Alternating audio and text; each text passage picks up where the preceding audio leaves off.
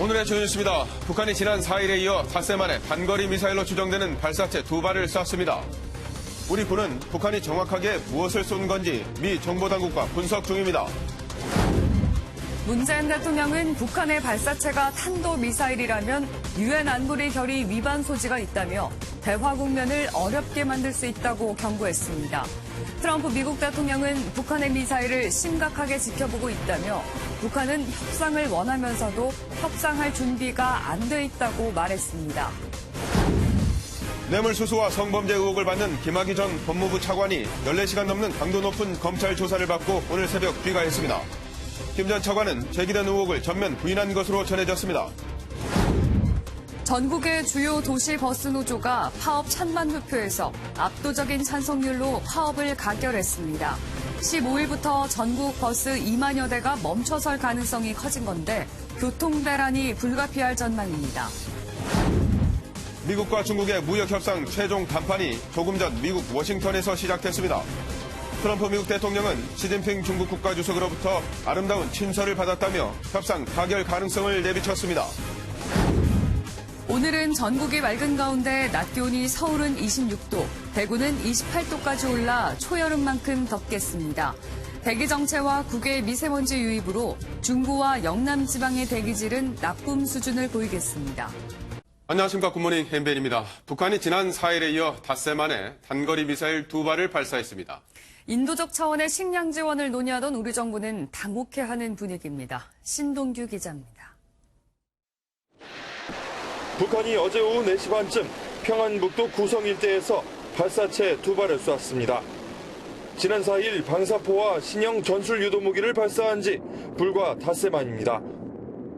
구성 지역은 평양에서 100km, 서울에서 300km 떨어진 곳으로 이곳에서 쏜 발사체는 고도 50km 높이로 북한 내륙을 가로질러 동해상 270km와 420km 지점에 떨어진 걸로 추정됩니다.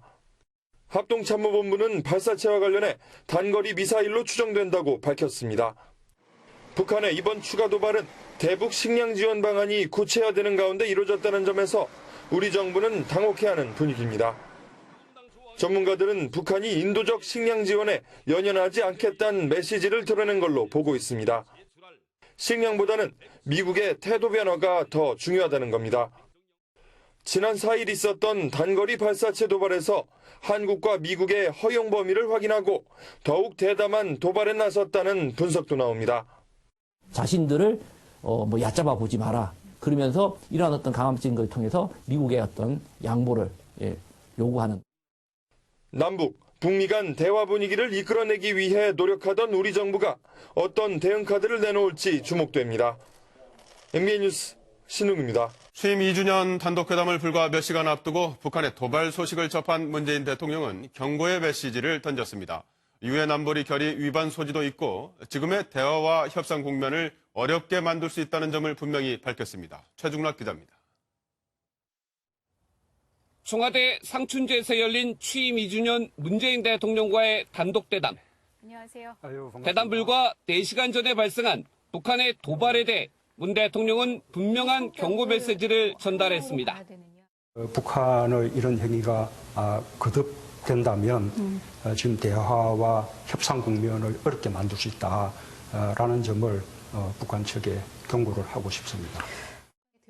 발사체에 대해서도 지난 4일과는 달리 단거리 미사일로 표현하고 안보리 결의 위반이라는 점을 밝혔습니다. 비록 단거리라 할지라도 그것이 탄도미사일일 경우에는 유엔 안보리 결의에 위반될 그런 소지도 없지 않다고 그렇게 생각을 합니다. 문 대통령은 이어 추가 발사가 있을 것이라고는 예측을 못했고 마지막 여부인지도 아직은 판단하기 어렵다고 말했습니다. 그러면서도 북한의 도발이 조속한 회담을 촉구하는 성격도 있다며 대화의 판은 깨지 않으려는 모습을 보이고 있다고 분석했습니다. 결국 북한의 의도가 뭐가 됐든 근본적인 해법은 북미 양국이 조속히 빨리 앉아 대화하는 것이라고 진단했습니다. MBN 뉴스 최중락입니다.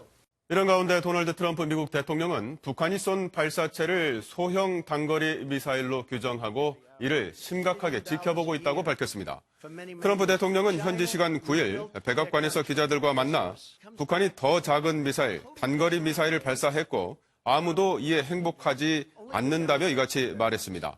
트럼프 대통령은 또 북한과의 관계는 유지되고 있지만 북한은 협상을 원하면서도 협상할 준비가 안 돼 있다고 꼬집었습니다. 한편 북한 조선중앙방송은 어제 김정은 국무위원장이 장거리 타격 수단을 동원한 화력 타격 훈련을 현장에서 직접 지도했다고 조금 전 보도했습니다. 문재인 대통령은 가팔랐던 최저임금 인상과 관련해서는 자영업자 등에게 어려움을 줬다고 인정하며 공약 수정 가능성도 언급했습니다. 일자리 상황은 개선되고 있다며 특히 청년층 고용이 증가되고 있다고 밝혔습니다. 경제 분야는 황재원 기자가 정리했습니다. 문재인 대통령은 최저임금 인상 정책으로 고용된 노동자들의 급여는 상당히 좋아졌다고 일단 긍정적인 면을 강조했습니다. 하지만 자영업자들과 실업 위기에 놓인 저소득층이 어려움을 겪게 된 점은 가슴 아프다고 말했습니다. 그러면서 자신이 대선 때 내걸었던 2020년까지 최저임금을 10,000원으로 인상하겠다는 공약의 수정 가능성을 내비쳤습니다. 공약에 얽매여서 무조건 그 속도대로 인상돼야 한다. 그런 것은 아니라고 생각합니다. 이에 따라 최저임금을 결정할 최저임금위원회가 적정선을 판단해 앞으로의 상승폭을 결정할 것이라고 덧붙였습니다. 지난 1분기 경제성장률이 마이너스 0.3%를 기록한 것과 관련해서는 걱정되는 대목이라면서도 우리 목표는 2.5%에서 2.6%라며 앞으로 만회할 것이라고 밝혔습니다. 정부의 일자리 정책이 실패라는 지적에 대해서는 올해 늘어나는 취업자 수는 당초 목표보다 상향된 20만 명 선이 될 것으로 기대했습니다. 2월, 3월 청년들의 고용률 아주 높아졌고 그다음에 청년들의 실업률도 아주 낮아졌다는 그 말씀을 드리고요. 특히 25세부터 29세 사이는 고용 상황이 아주 좋아졌다는. 문 대통령은 우리 경제의 신성장 동력으로는 시스템 반도체와 바이오 헬스, 그리고 미래 자동차 분야를 꼽았습니다. MBN 뉴스 황재원입니다. 문 대통령은 어제 북한의 기습 발사체 발사에 대한 질문에 차분하게 답변했고 자신의 생각과 다른 지적에도 단호하게 대처했습니다. 하지만 기자의 갑작스러운 까칠한 질문엔 당황하는 모습을 보이기도 했습니다. 김문영 기자입니다. 취임 2주년을 맞이해 86분간 진행된 대담에서 북한 발사체 질문부터 받은 문재인 대통령은 차분하게 답을 내놓았습니다. 일단 이 북한은 계획된 그런 행동으로 일단 보입니다. 그러나 이 대화의 판을 깨지 않으려고 노력하는 모습도 함께 보여주고 있습니다. 새로운 시대. 최근 인사검증 과정에서 불거진 인사 실패 논란에도 단호하게 선을 그었습니다. 이렇게 봐주시면 저는 좋겠습니다. 청와대의 검증부터 청문회까지 전체가 하나의 검증의 과정인 것이죠. 청와대의 검증이 왕일적일 수 없습니다. 하지만 이명박 박근혜 전 대통령의 사면 문제에는 대법원의 확정 판결 전에 말하는 것은 어렵다는 원칙적인 입장을 밝히면서도 착잡한 심정을 드러냈습니다. 또 진행자가 야당이 비판할 때 사용하는 독재자라는 표현을 사용하자 당혹감을 감추지 못했습니다. 야당 입장에서 보면 야당의 의견을 전혀 반영하지 않고 전국을 끌어가고 있다. 그렇기 때문에 지금 대통령께 독재자라고 얘기를 하는 것 아니겠습니까? 정말 이 촛불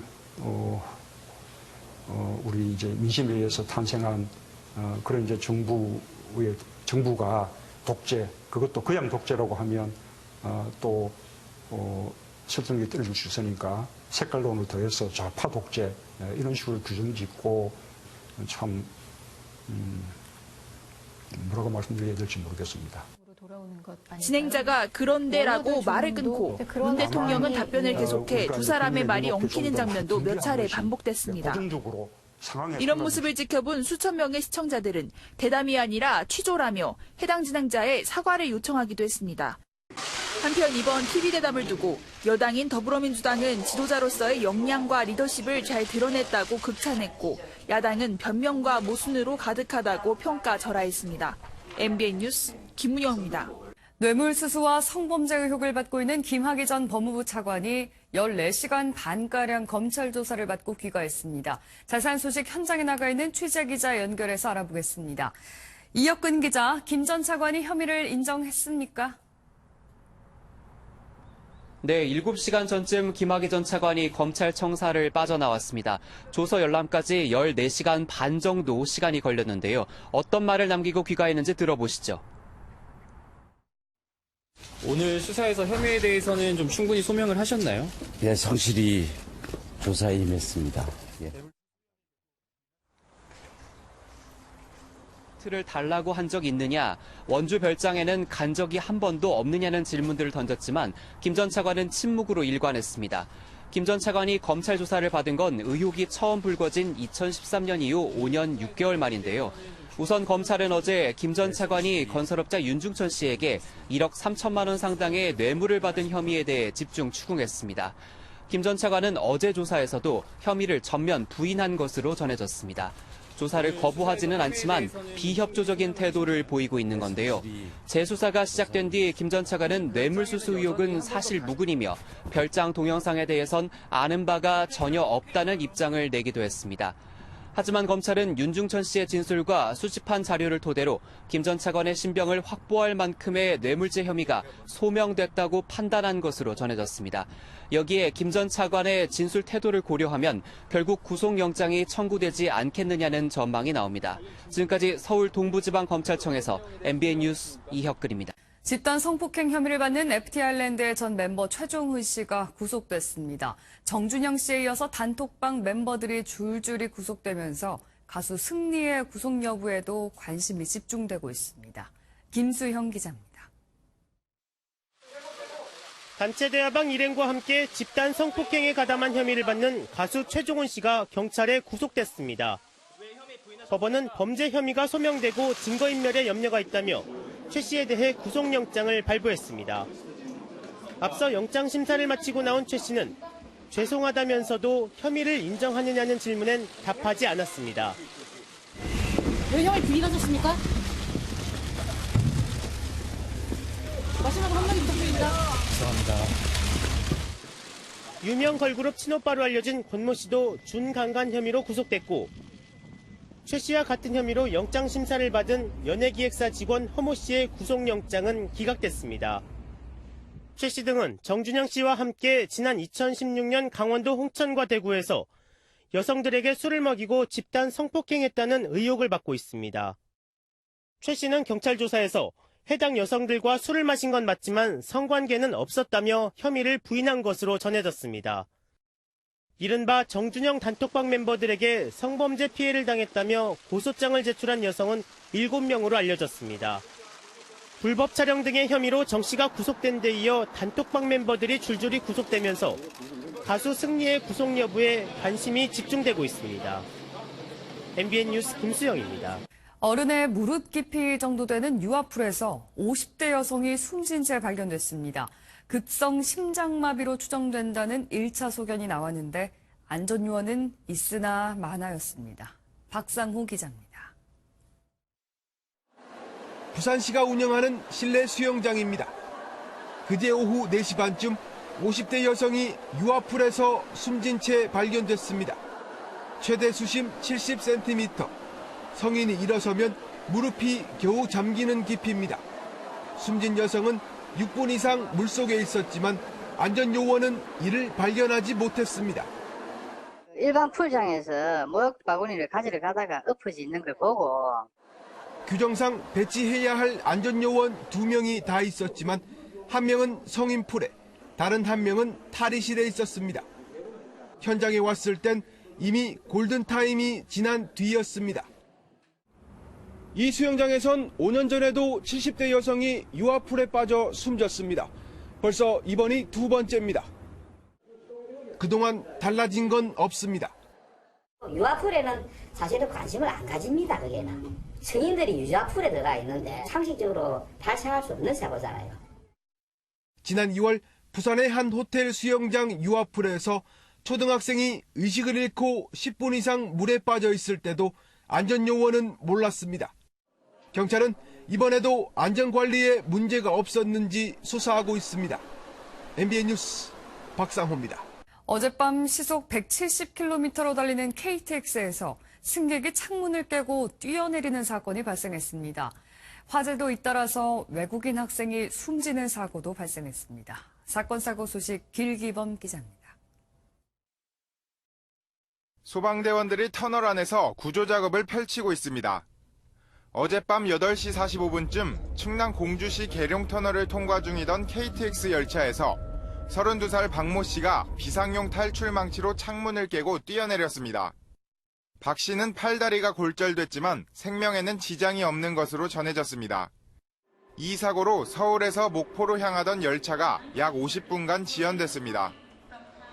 어제 오후 3시 30분쯤 서울 동작구 상도역 근처에서 화물차와 승용차, 시내버스가 잇따라 부딪혔습니다. 차선 변경을 하려던 25톤 트럭이 옆 차선의 승용차를 들이받았고 승용차가 반대편 차로를 달리던 시내버스와 정면으로 충돌했습니다.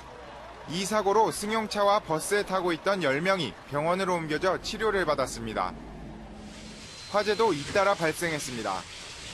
어제 오후 9시쯤 부산 영도구 한 아파트 14층에서 불이 나 38살 김모 씨가 12살 아들과 함께 대피했습니다. 경찰과 소방당국은 충전 중이던 전동휠에서 불이 시작됐다는 김 씨의 진술을 토대로 정확한 화재 원인을 조사할 방침입니다. 앞서 2시 20분쯤에는 서울 동대문구의 한 다세대 주택에서도 불이 나 친구 집에 놀러왔던 우즈베키스탄 학생이 숨졌습니다. MBN 뉴스 길기범입니다.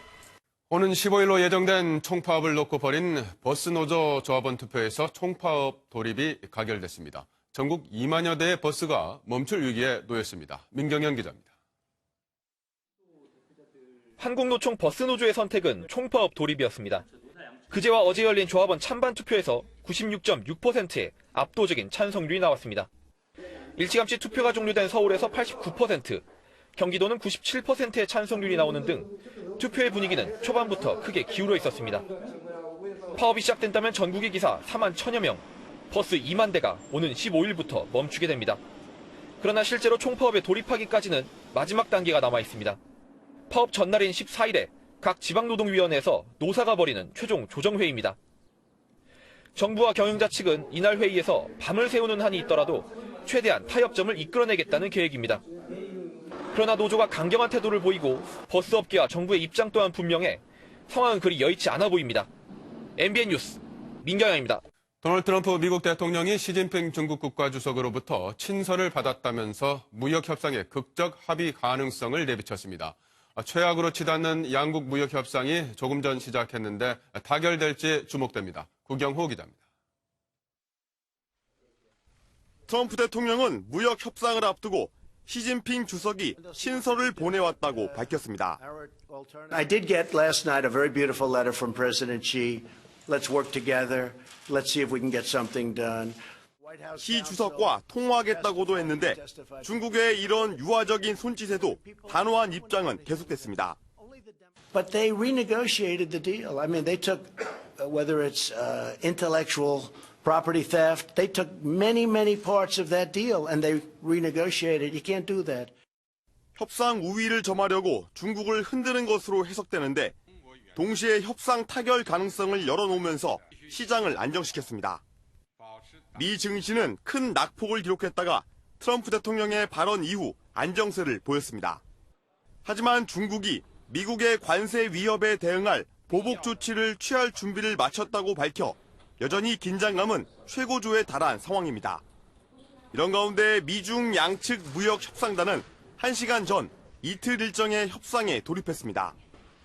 결과에 따라 양국은 물론 전 세계 경제가 휘청거릴 수 있어 모두가 촉각을 곤두세우고 있습니다. MBN 뉴스 구경호입니다. 한진그룹 차기 총수 지정이 불발되면서 그룹 경영권의 향방이 안개 속으로 빠지고 있습니다. 차기 수장이 누구인지 또 언제까지 결정할 수 있는지조차 분명하지 않아서 이러다 그룹이 쪼개질 것 아니냐는 우려도 나옵니다. 김민수 기자입니다. 한진그룹이 차기 총수 지정에 여전히 난항을 겪고 있습니다. 공정거래위원회는 그제 한진그룹으로부터 받은 공문에 조원태 회장의 이름이 없었다고 확인했습니다. 차기 동일인, 즉 총수 변경 신청서를 제출할 시기도 명확하게 나와 있지 않다고 전했습니다. 명확한 건 아니죠. 하여튼 공문상은 하여튼 동일인 변경 신청서가 아니고 하여튼 관련 자료를 조만간 내겠다. 한진그룹 관계자는 굳이 이름을 명기하지 않아도 조원태 회장을 추측할 수 있었기 때문이라고 설명했습니다.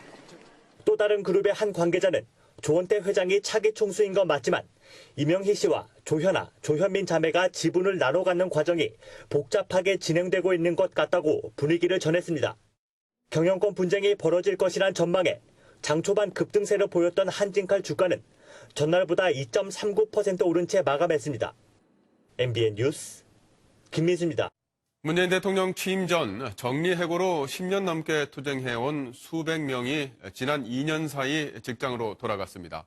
이제서야 일상으로 돌아간 사람들을 이현재 기자가 만나봤습니다. 쌍용자동차 노사는 지난 9년간 정리해고자들을 가슴에 품고 살아왔습니다. 외신까지 보도됐던 경찰의 공장 점거 강제 해산부터 복직 합의까지 김득중 씨는 하루하루가 그렇게 길 수 없었습니다. 정말 절박함 속에서 최선을 다했는데 정말 잘한 걸까? 라고 하는 생각도 들지 않을 정도로. 문제 해결은 지난해 7월 급물살을 탔습니다. 문재인 대통령이 인도 방문해서 쌍용차 모기업인 마힌드라 그룹 아난드 회장을 만나고부터였습니다. 지난 2006년부터 12년을 끌어온 KTX 승무원 정리해고 문제도 지난해에 마무리됐습니다. 해고자들은 대법원에서 졌지만 지난해 5월 양승태 사법부의 재판 거래 의혹이 일면서 극적인 반전을 맞았습니다. 결과는 해고 승무원 180명의 복직 소식이었습니다. 지난달에는 콜택 노사가 4,464일 만에 정리해고자 3명의 복직을 합의해냈습니다. 극단으로 치달았던 갈등이 결국은 대화로 해결된 만큼 양대 노총의 보다 적극적인 사회적 대화 참여와 이를 위한 정부의 역할이 더욱 중요해지고 있습니다. MBN 뉴스 이현재입니다. 10톤이 넘는 소방차를 한 사람의 힘으로 끌 수 있다고 하면 믿으시겠습니까? 가능하다는 소방관들이 모인 소방차 끌기 대회가 열렸습니다. 우종환 기자가 취재했습니다. 소방관 한 명이 밧줄에 의지해 거대한 소방차를 끌어보려고 합니다. 무려 11톤이나 되는 소방차는 꼼짝도 하지 않습니다. 다른 소방관 역시 안간힘을 써보지만 소용없습니다. 한 참가자에게 동료와 아이들의 응원이 쏟아집니다. 아빠 화이팅! 마침내 소방차가 끌려가기 시작합니다. 어제 서울에서 가장 강한 소방관을 뽑는 소방차 끌기 대회가 열렸습니다. 서울 시내 각 소방서를 대표하는 소방관 20명이 모여 누가 더 강한지 자웅을 겨뤘습니다. 체격이 남다른 한 참가자가 시작 신호와 동시에 거침없이 소방차를 끌고 가기 시작합니다. 제한 시간 40초 만에 무려 17m를 끄는 기록을 세우며 1위를 차지했습니다. 서울소방재난본부는 이번 대회를 통해 시민들이 소방차 길터주기 중요성을 알아주기 바란다고 밝혔습니다. 소방차 사이렌을 틀고 출동이 나면 저희 1분 1초가 급한 사람들이 많기 때문에 길터주기에 좀 많은 협조 부탁드렸습니다. 대회가 진행되는 동안 주변에서는 아이들이 참여할 수 있는 많은 안전체험 행사도 함께 열려 다채로움을 더했습니다. MBN 뉴스 우종환입니다. 온천으로 유명한 대전 유성에서는 유성 온천문화축제가 오늘부터 사흘 동안 열립니다. 온천수를 이용한 다양한 행사들이 풍성하게 마련됐다고 하는데요. 김영현 기자가 미리 다녀왔습니다. 미지근한 온천수로 가득한 조격 체험장에 어린아이들이 모여들었습니다. 코끼리를 형상화한 열차를 타고 축제장을 둘러보기도 하고 스크린에 펼쳐진 가상게임을 하는 재미에 푹 빠졌습니다. 거리는 새하얀 눈을 뒤집어 쓴 이팝나무꽃으로 물들었습니다. 날씨도 너무 좋고 입학꽃도 너무 예쁘게 피고 주말에 또 축제한다고 해서 또 놀러 오려고요. 대전 도심에서 유성온천 문화축제가 열렸습니다. 유성온천 역사를 보존하는 온천 수신제를 비롯해 온천수를 주제로 한 6개 분야 100개의 다채로운 프로그램이 마련됐습니다. 해마다 온천수를 맞으며 즐기는 온천수 샤워 DJ 파티는 관광객들에게 당연 인기입니다. 유성 온천수는 칼륨과 마그네슘이 풍부해 피부병과 관절염에 효과가 있다고 알려져 있습니다. 어린아이부터 어르신들까지 남녀노소 모두가 즐길 수 있는 그런 다양한 프로그램들로 준비가 되어 있습니다. 온천수로 즐거움을 만끽할 수 있는 이번 축제는 오는 13일까지 계속됩니다. MBN 뉴스 김영현입니다. 올 시즌 FC 서울의 중심에는 세르비아 리그 득점왕 출신의 페시치가 있습니다. 지난 슈퍼매치에 부상 결장했던 페시치가 내일 대구전을 앞두고 각오를 드러냈습니다. 강영우 기자가 보도합니다. 페시치는 지난 9라운드 전북과의 전설 매치에서 후반 막판 극적인 동점골을 터뜨렸습니다. 비록 종료 직전 결승골을 허용하며 빛이 바래긴 했지만 올 시즌 페시치는 팀 내 최다 득점을 기록하며 서울의 공격을 이끌고 있습니다.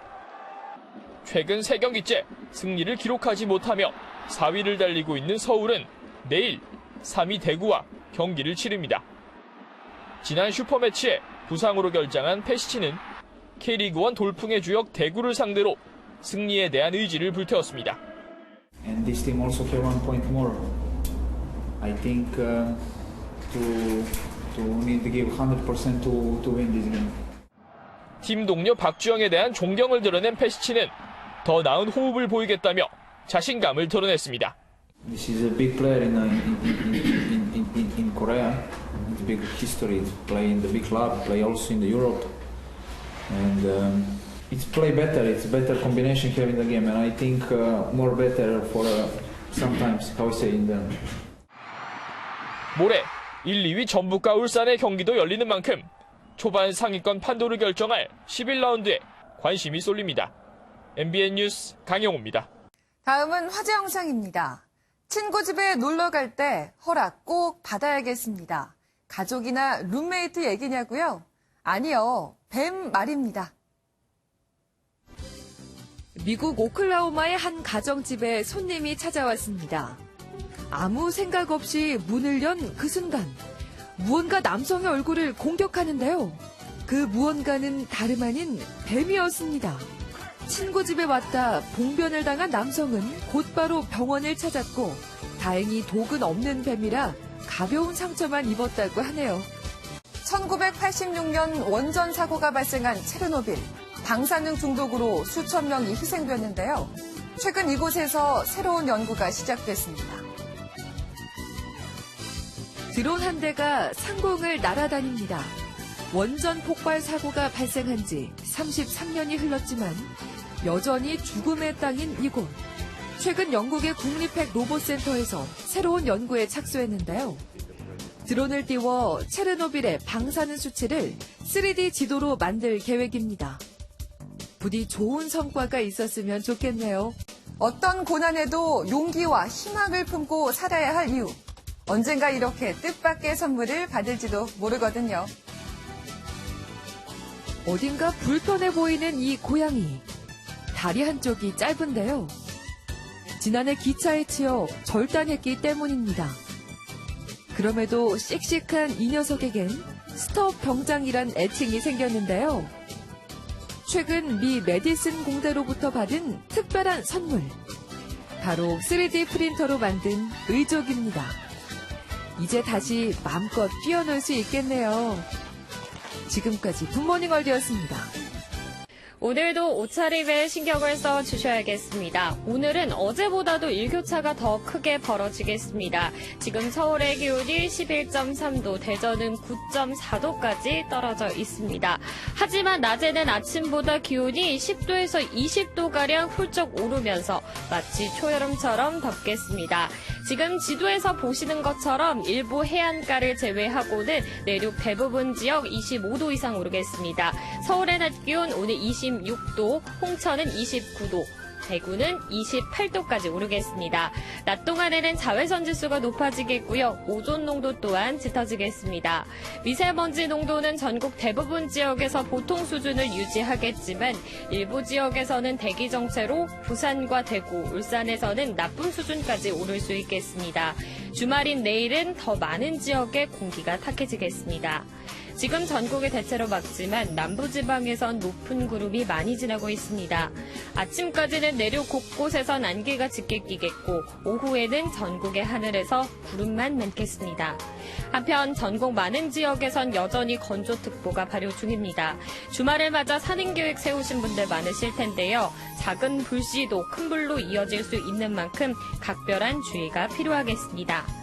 이 시각 서울의 기온은 11.3도, 대구는 14도로 시작합니다. 낮에는 서울 26도, 대전 27도, 부산 23도까지 오르면서 평년보다 높겠고요. 어제보다 덥겠습니다. 주말까지는 계속해 기온이 오름세를 보이겠습니다. 일요일 서울의 낮 기온 29도로 더 더워지겠습니다. 지금까지 남산 한옥마을에서 날씨 전해드렸습니다.